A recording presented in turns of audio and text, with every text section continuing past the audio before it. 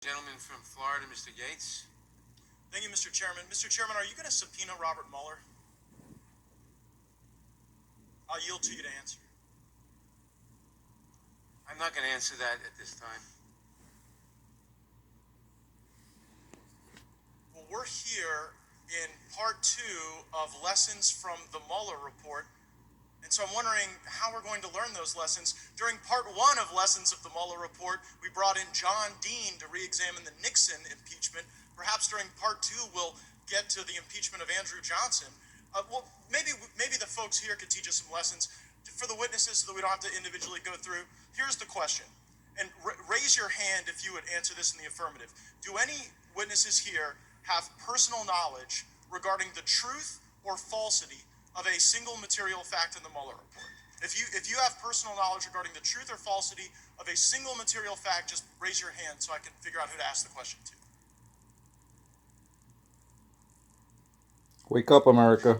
So the record can reflect no witnesses have raised their hand. No witness has any personal knowledge regarding a single fact in the report. No witnesses last week had personal Will the knowledge. gentleman yield? I take your vote. Will the gentleman yield? Would the gentleman yield? Well, I'll certainly yield to the chairman because I'm eager to get to the lesson. I would remind the gentleman that there is an ongoing controversy that the White House is asserting the right to prohibit the testimony of any witness with regard to anything that happened. I'm going to reclaim my time. I president. fully understand and appreciate that, Mr. Chairman. But Will the gentleman yield to my... I will not, because I want to respond to the chairman's assertion. The person over whom the White House can assert no privilege is Robert Mueller.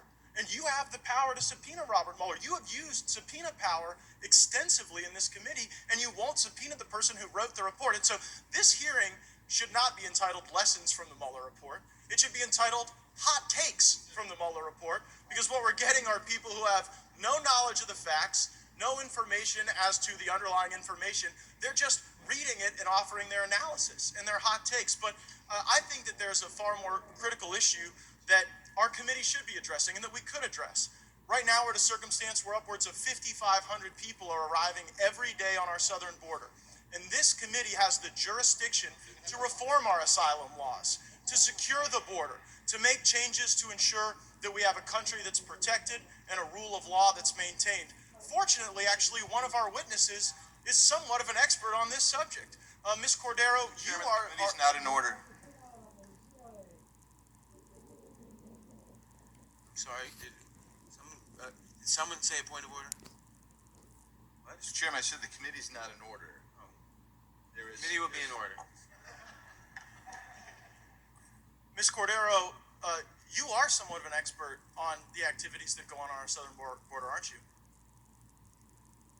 I do some work related to national security and homeland security in my capacity as a senior fellow, yes. And in 2013 for Georgetown, you wrote an essay entitled Breaking the Mexican Cartels, a Key for Homeland Security Challenge. Mr. Chairman, at this time, I'm going to interrupt and say that this hearing is about part 1 of the Mueller investigation. I wish it was about the Mueller report. I really wish it was, Mr. Johnson. They won't know anything about the Mueller report. The gentleman will suspend. Gentleman will proceed. Gentleman has the time. You wrote, breaking the Mexican cartels is no easy feat, but is a necessary one to secure our southern border, eliminate the presence of dangerous cartels in our cities, reduce Americans' contribution to the drug trade and resulting violence, and play our role in restoring the Mexican citizenry to a free society from daily terror.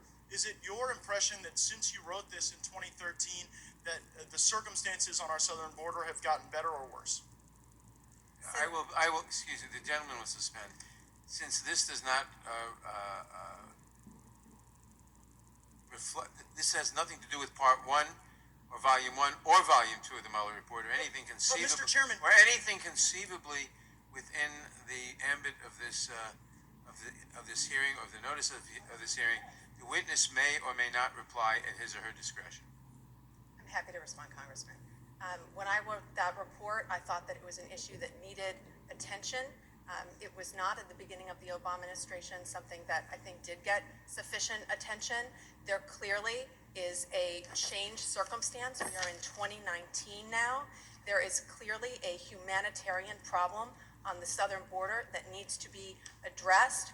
What you will not find in that article is any mention of a wall as a response to that challenge, nor any encouragement of the use of emergency authorities to solve I the understand that, but you recognize the crisis, you recognize that it's worse, and I acknowledge that the wall may be something that divides us, but reforming our asylum laws, ensuring that we've got the supplemental appropriation in place to make sure people aren't dying on our border, and reducing the terror you write about is a lot more important than hearing from Time people of the that know gentleman. nothing about the Mueller report, Time purport to of give the us gentleman. lessons on the Mueller report. Time of the gentleman has expired. Mr. Chairman, you guys Gentlemen, take way more than your point of allocated order. time, Point of and then order. you take my time and impose on it, and then restrict it. This is Gentlemen will a total farce, and it's no wonder witnesses don't want to come here and testify to this committee. I yield back. I'd be happy to come back and talk about Homeland Security.